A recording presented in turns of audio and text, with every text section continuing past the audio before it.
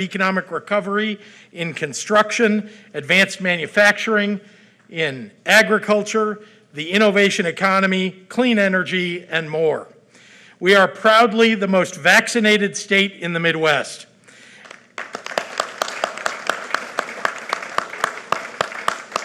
And thanks to the partners that we have, like Clayco, a longtime vocal advocate of the life-saving power of vaccination, thousands more Illinoisans are getting their first shot each day. As the Delta wave has made all the more clear, to exit this pandemic, inventing life-saving vaccines isn't enough. We have to actually use them. Getting vaccinated is the right thing to do for ourselves and for each other. Vaccinations are helping to keep our schools and our businesses open. They're the way out of this pandemic and back to normalcy in every aspect of our lives.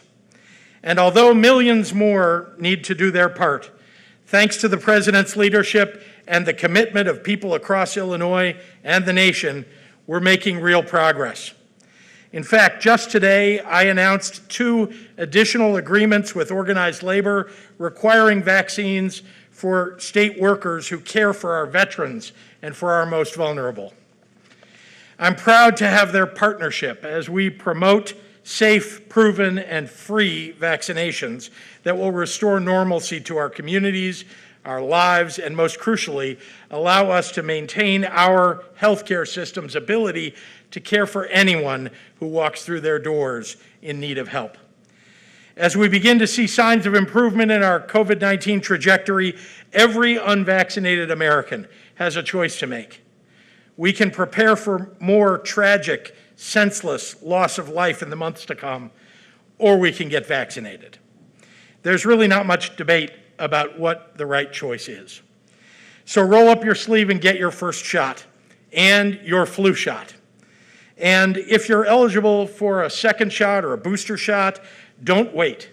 America needs you now. This is about freedom from the virus. Getting vaccinated is among the most patriotic things that you can do. Thank you, and now it's my great pleasure to introduce the mayor of the great city of Chicago, Lori Lightfoot.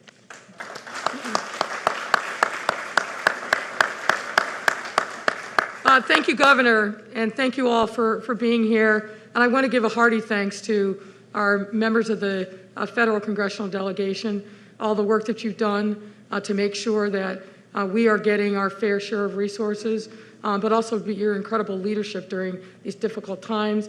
I want to recognize Lieutenant Governor Juliana Stratton and Senate President Don Harmon. Thank you all for your leadership. We have a once-in-a-generation opportunity to make transformative change in American lives.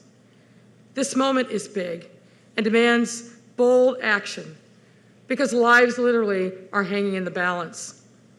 Build Back Better is not just a catchy slogan. It's a value statement, and one that I wholeheartedly embrace. But all these things will be for naught if we don't heed the advice and the leadership of our president and our public health leadership as well. We've got to get people vaccinated. It is, as the governor just said, the most patriotic thing that can be done.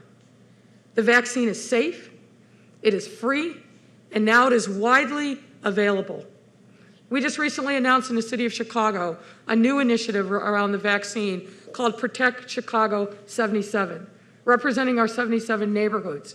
Our challenge, but our opportunity, is to make sure that not a single one of our neighborhoods is left behind. And we've made great progress. And I'm proud to say that we lead the nation in the most equitable vaccine distribution policy in the country. But we still have more to do. And we need partnership with all of the people that are here.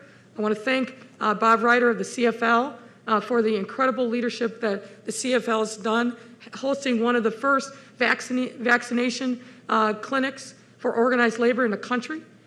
But we have to roll up our sleeves and do more. It is senseless that every single day there are people lying in emergency rooms, in ICU beds, and they're on the verge of death simply because They have not taken advantage of this life-saving vaccine. So we need to heed the advice of the experts, and we need to follow the advice of our president. And there's so much that we can do together, but we'll never be able to move forward unless we get this pandemic and the virus behind us. So I urge everyone, if you haven't taken advantage of this opportunity, please do so. The vaccine is widely available, and again, it is safe, proven safe over and over again. And it's the thing that we can do to make sure that we move forward, that we get people back to work, and that we truly are able to embrace the President's leadership around Build Back Better. And with that, I'd love to welcome a friend, a true advocate for the city of Chicago, Congressman Raja Krishnamurthy.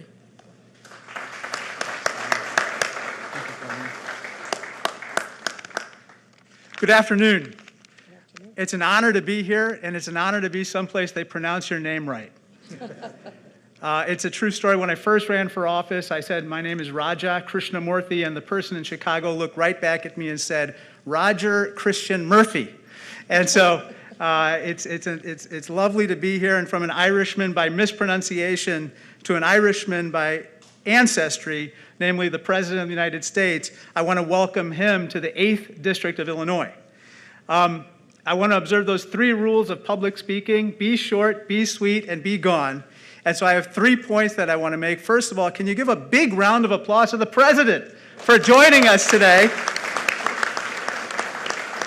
His life story embodies goodness, grit, and resilience, which are the very qualities that we need now more than ever to get through the pandemic. And I just want to thank him for bringing those qualities to the White House every single day, because we need it now more than ever. Second point is, can you give a round of applause to the governor for his tremendous leadership, Mayor Lightfoot, Mayor Johnson of Elk Grove Village, all of our state and local leaders, my congressional colleagues, men and women of labor, and of course the workers from Clayco. Give them a big round of applause.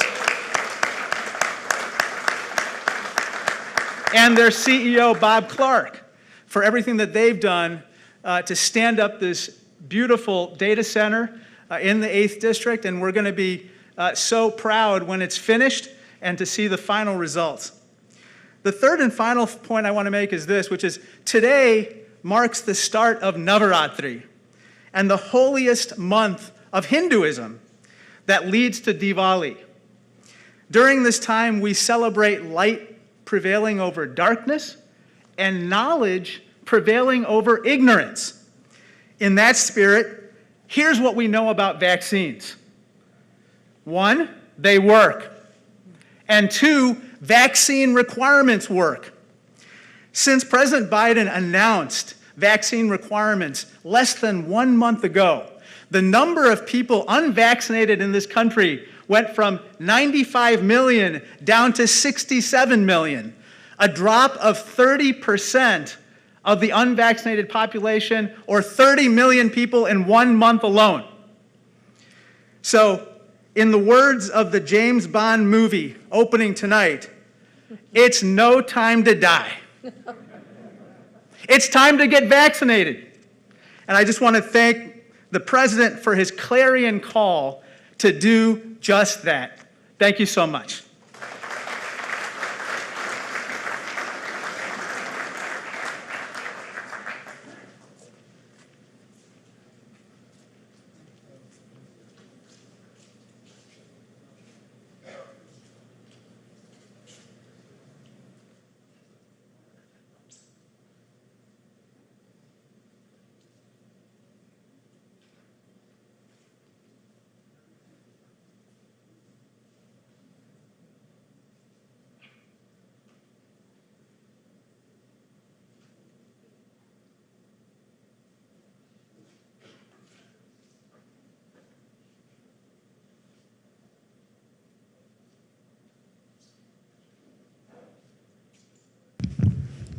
Ladies and gentlemen, please welcome Jerry Renzo and President Joe Biden.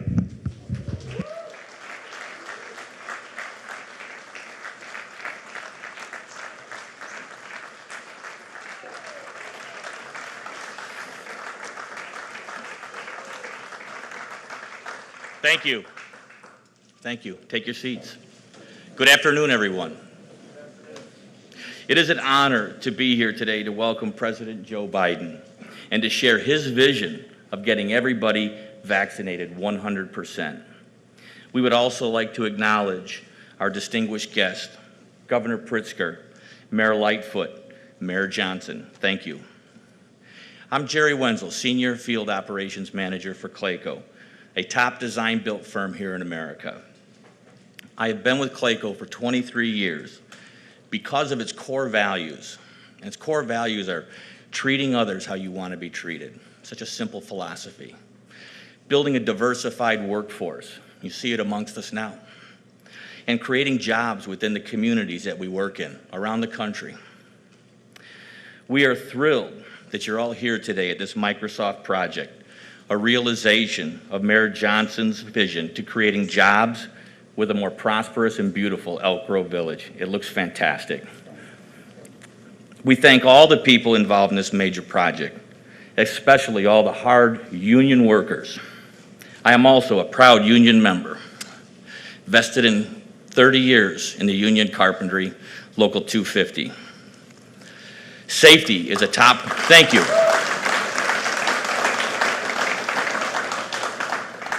Safety is a top priority at Clayco. Some people say it, we live it every day. We are making sure everyone goes home to their loved ones safe, safer than they came here, right? That's our philosophy. We're spouses, we're sons, we're daughters, we're parents and we're grandparents on these jobs. And in my case, like yours, Mr. President, I'm a grandfather of 3 young grandchildren who are not yet able to get vaccinated. We are all making personal choices to get vaccinated. Everyone is a different story.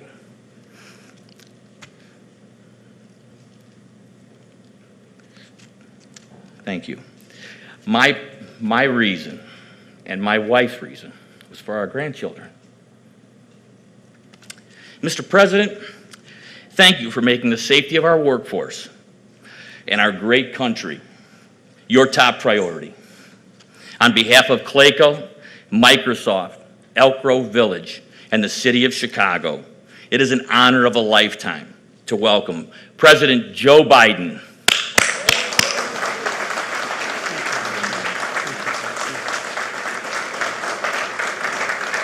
Jerry, thank you. Thank you. Mr. Mayor, thanks for the passport into town. I tell you, every time I come to the greater Chicago area, there's somebody I want to steal and bring back to Washington, Gov. I've done it a couple times, you know. At any rate, look, Jerry, every company needs people like you, every single one, someone who knows what my dad taught me, and a lot of people who know me well, including the governor's sister, who I worked closely with for 8 years. My dad used to have an expression. He used to say, everyone's entitled to be treated with dignity. And Joey, a job's a hell of a lot more than about a paycheck. It's about your dignity. It's about your place in the community. It's about being able to look your kid in the eye and say, honey, everything's going to be okay. That's the God's truth. He said ever since he lost, things went south in Scranton, Pennsylvania when I was a kid and coal shut down. My dad was not a coal miner. I had a great-grandfather who was a coal miner engineer, but you know, he was a salesperson. Everything, we moved down to Wilmington, Delaware, a little town called Claymont, a little steel town, where there's no steel anymore, but right on the border of Pennsylvania. And it was always about the dignity of work. And what you've been doing here about this pandemic is about protecting the dignity of your fellow Americans. You know, you stayed in an operations mode, lining up protective equipment for the rest of the country, all around the country. And when the vaccine came out, you all stepped up and you got the shots. And as a company, you're getting more shots and arms. And I want to thank Auto for hosting us here at Clayco, one of the Midwest's biggest construction companies. $3 billion a year in revenue. Thousands of employees nationwide, and here in Elk Grove, 100% union, not labor, union.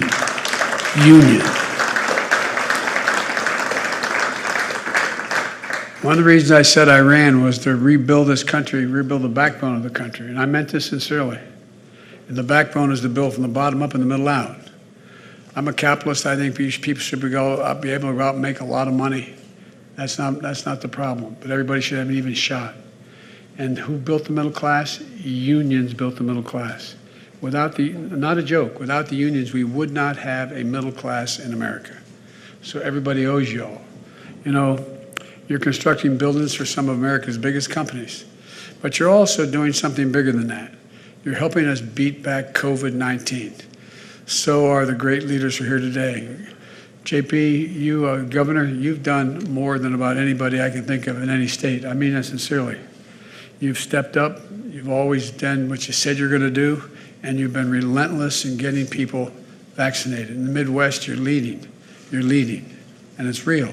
It's not hyperbole. And Mayor Lightfoot, who I said, please go back to work, I'm going to get in trouble. She had to leave, but Mayor Lightfoot, the same thing. And Elk Grove, Mayor Johnson, you've done a hell of a job as well. You know, we have 11 members of Congress here. Raja, thank you for hosting this in your district, for permission to come into the district.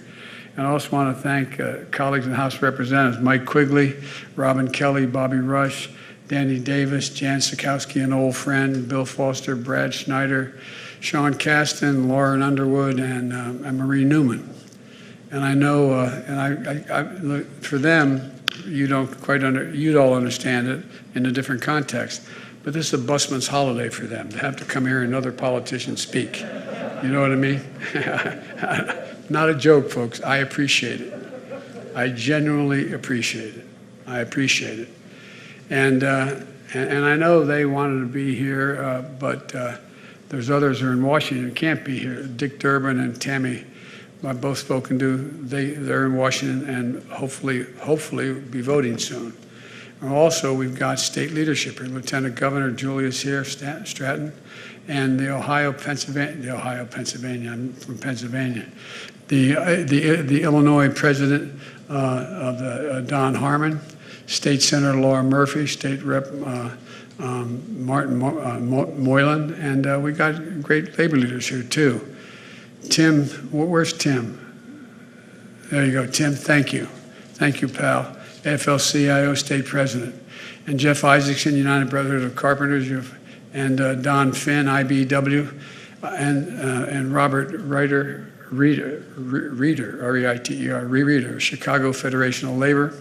And folks, that's how we beat COVID-19, by working together. We have an expression in that little town of Claymont I was from. You all brung me to the dance, labor. You're the reason I'm standing here. Not a joke. Not a joke. I got elected when I was 29 years old to the United States Senate, 17 days before I was eligible to be sworn in. I had to wait around to be sworn in, not a joke as well. And I won by 3,300 votes, and labor, including the police unions as well as the firefighters, stood up and endorsed me. And because I kid with the governor, I said I grew up in a town called Claymont, Delaware. From third grade on, I went to a little Catholic school called Holy Rosary, and across the street from Holy Rosary was the fire station. And the guys I grew up with, they became either a firefighter, a cop, or a priest. I wasn't qualified for any of them, so I had to be president. And so, but look, it's been a month since I laid out a 6-part plan to accelerate the path out of this pandemic. 1, vaccinate the unvaccinated. 2, continue to keep the vaccinated protected. Keep children safe and schools open, which the governor's doing. Increase testing and masking.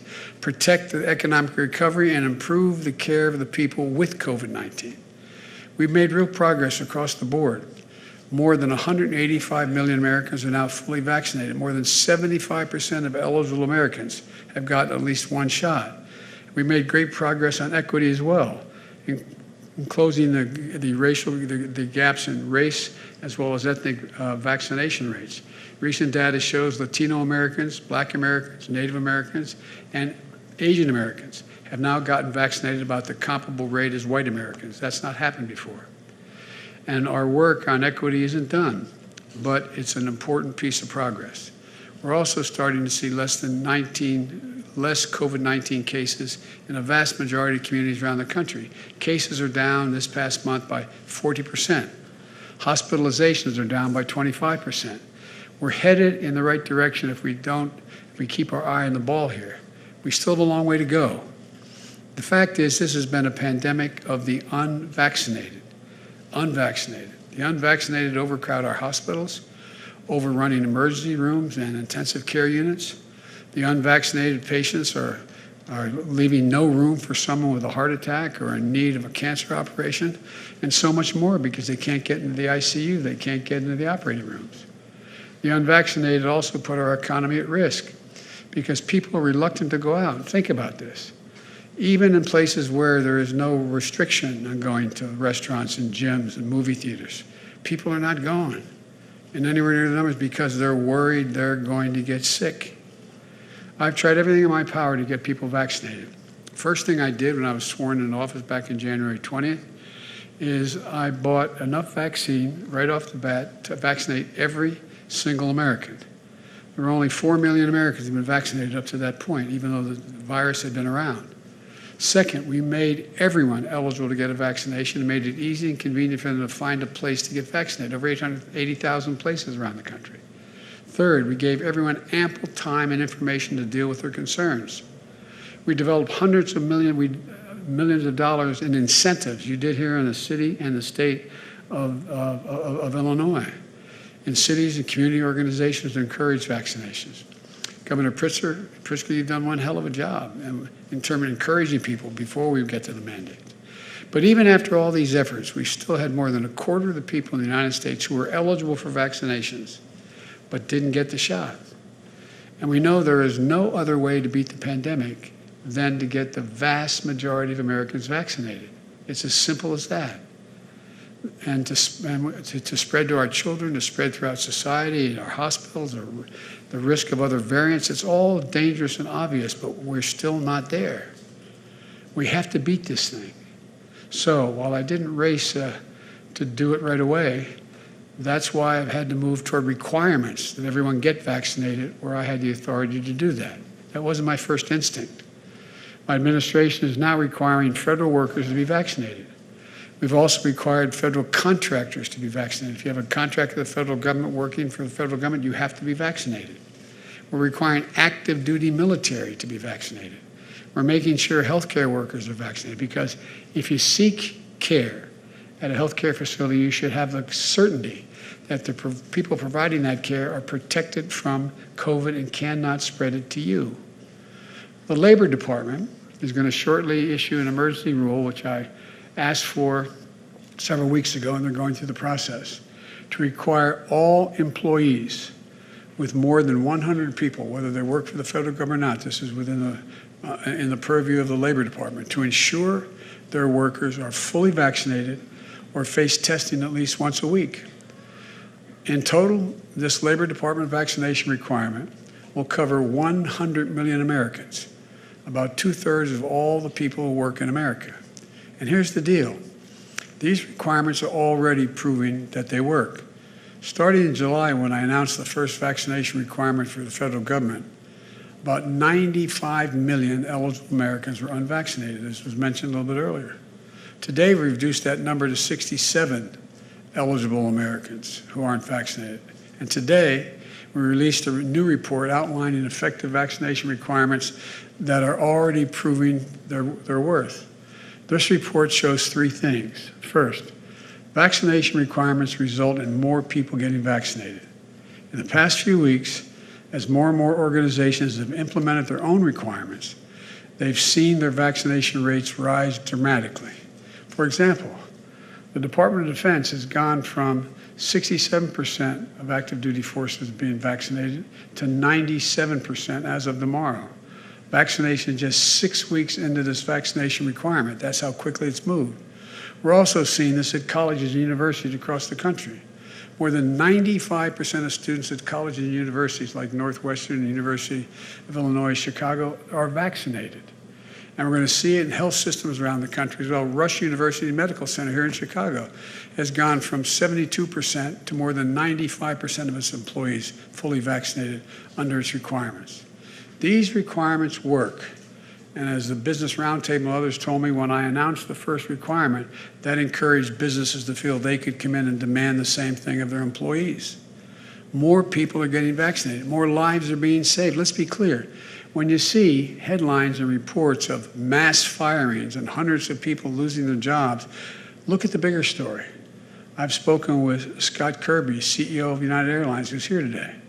United went from 59% of their employees to 99% of their employees in less than 2 months after implementing the requirement, 99%. And by the way, Scott, I want you to know I've instructed the Justice Department to make sure that we deal with the violence on aircraft coming from those people who are taking issues. We're going to deal with that. In the last days of their implementation, they cut the remaining number of employees left to get vaccinated in half. They went from 67,000 United employees to 67,000, 66,800 complied. People chose to get vaccinated. That's why we're seeing more companies signing up. I recently met with the CEOs of Disney, Microsoft, who you're familiar with here, Walgreens, to hear about their requirements. The Business Roundtable represents 200 of the largest businesses in the world and has championed vaccination requirements to keep businesses open and workers safe. America's largest aerospace companies, Lockheed Martin, Raytheon, who I met with yesterday, the chairman of the board, Northrop Grumman, they all just announced plans to implement vaccination requirements. Even this I always get a kick out of. Fox News. Fox News requires vaccinations for all employees. Give me a break, Fox News. And over the past week, we've seen American, Southwest, Alaska, JetBlue Airlines all announce requirements. The leaders in Chicago are stepping up. As I said, the Mayor Lightfoot, Governor Pritzker are requiring vaccinations for state and city workers, healthcare workers, and teachers. Chicagoland Chamber of Commerce Chair Jack Levin, who is here, has called for all members of the chamber to require vaccinations for their employees going back to work in person. And I came here to Clayco to thank this company for doing the right thing. Today, Clayco is announcing it's going to require all employees to be fully vaccinated or test once a week. It matters. I know these decisions aren't easy, but you're setting an example, and a powerful example. Second thing I'd like to say, today's report shows that vaccination requirements are good for the economy. Not only increasing vaccination rates, but they'll help send people back to work. Back to work. You know, when I first started the vaccination program, and we got all that vaccine enough for everyone, we're vaccinating 3 million people a day. We're getting very close before things began to slow down. The economy is growing, leaps and bounds. 6%, the fastest growing major economy in the world. In fact, increased vaccination coverage results in as many as 5 million American workers going back to work because they feel safe they can go back to work. There'll be more economic demand to drive people back to the workforce. But don't take it from me, not from some liberal think tank this comes from, but here's what Wall Street's saying. Goldman Sachs, quote, vaccinations will have a positive impact on employment. It means less spread of COVID-19, which will help people return to work. Moody's on Wall Street. Vaccination means fewer infections, hospitalizations, and death. In turn, it means a stronger economy. One economist called vaccine requirements, and I quote, the single most powerful, he didn't say single, the most powerful economic stimulus ever enacted, end of quote. Third point I'd like to make. The report shows that vaccination requirements have broad public support. Yes, some object, and some object very strenuously. And some are making a political statement out of this issue. But a strong bipartisan majority of Americans support vaccinations. They know it isn't about politics. It's about life and death. That's what it's about. It's about looking out for one another. It's about being patriotic, doing the right thing. Folks, vaccination requirements work, and there's nothing new about them. They've been around for decades. We've been living with these requirements throughout our lives. Students, healthcare professionals, our troops have been required to receive vaccination for everything from polio to measles to mumps to rubella. And the reason most people in America don't worry about polio, measles, mumps, rubella is because they've been vaccinated. I don't quite get this, why it's a matter of no violation of your right to be able to go to school or get a job, to have, et cetera. But now, it's a great cause célèbre. So today, I'm calling on more employers to act. My message is require your employees to get vaccinated. With vaccinations, we're going to beat this pandemic finally. Without them, we face endless months of chaos in our hospitals, damage to our economy, and anxiety in our schools, and empty restaurants, and much less commerce. Look, I know that vaccination requirements are tough medicine. Unpopular with some, politics for others, but they're life-saving. They're game-changing for our country. We're in a position to leap forward in a way that we haven't for a long, long time economically. Businesses have more power than ever before to change the arc of this pandemic and save lives and protect and grow our economy. So as president, I'm going to continue to do everything I can to get us out of this pandemic. I look forward to more businesses joining that effort. And for folks who haven't gotten vaccinated, get it done. Do the right thing. You can save your life. You can save the lives of those around you. If I can digress for just a second, last night I was on television. I was on the telephone with a person at an emergency hospital ward in Pennsylvania because a good friend had called and he had rushed his significant other to the emergency room because this woman was having trouble breathing, had a high fever, and could not really catch her breath. And they got her into the hospital, but the waiting room was so crowded, things were so backed up, they couldn't even get her to be seen initially. So because I knew this person, I called the desk, the receiving nurse, and asked what the situation was. And has anyone even, and by the way, I wasn't complaining because they're getting the living hell kicked out of them, by the way. Doctors and nurses, some of them are they're running dry. I really mean it. They're getting the living hell kicked out of them, and sometimes physically. And to make a long story short, it took a while because the vast majority of the emergency rooms and the docs were occupied taking care of COVID patients. I bet every one of you can name somebody who got sent to the hospital with something other than COVID and couldn't get it taken care of. How many people do you know, I know, who've had to put off elective surgery they need done, but they couldn't get a hospital room. Didn't mean they were going to die in many cases, but some places in the world that's happening. You can't even get to do the elective surgery that's necessary, particularly for a lot of cancer patients. So look, things are changing, and we can end this. We can end this thing. It's easy, it's accessible, and it's free to get the vaccine. Text your zip code to 438829. 438829. Text your zip code there, or visit vaccines.gov to find a vaccination location near you. I promise there's one within 5 minutes of where you are, 15 minutes of where you are. And it's free. Let me close with this. We have a plan. We have the tools. We're using them, we're making progress. We just have to finish the job. Finish the job. So for God's sake, for your own sake, for the sake of your families, get vaccinated. We can do this.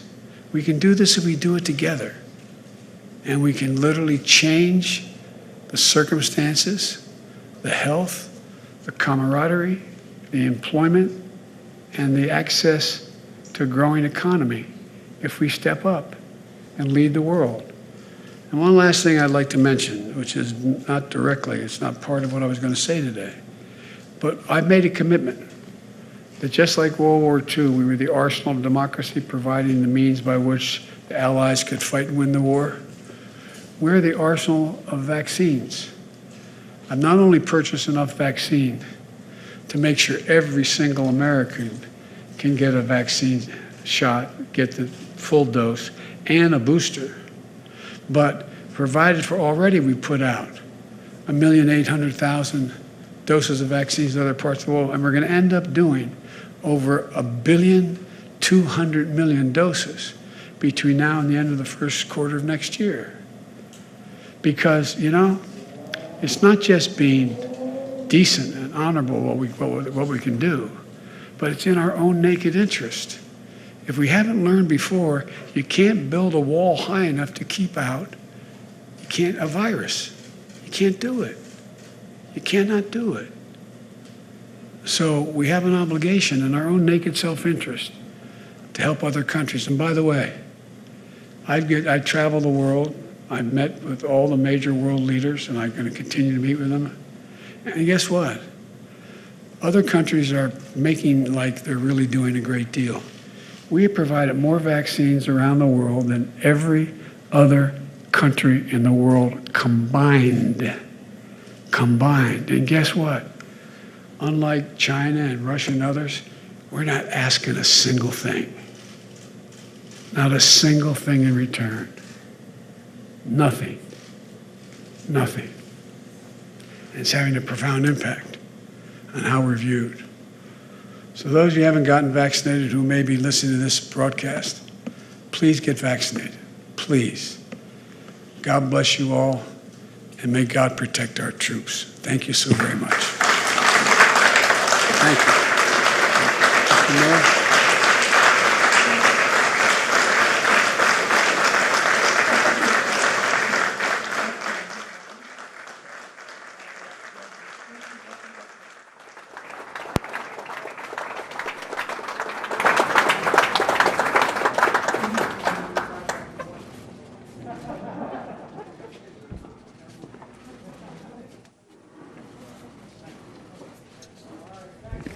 Keep it going.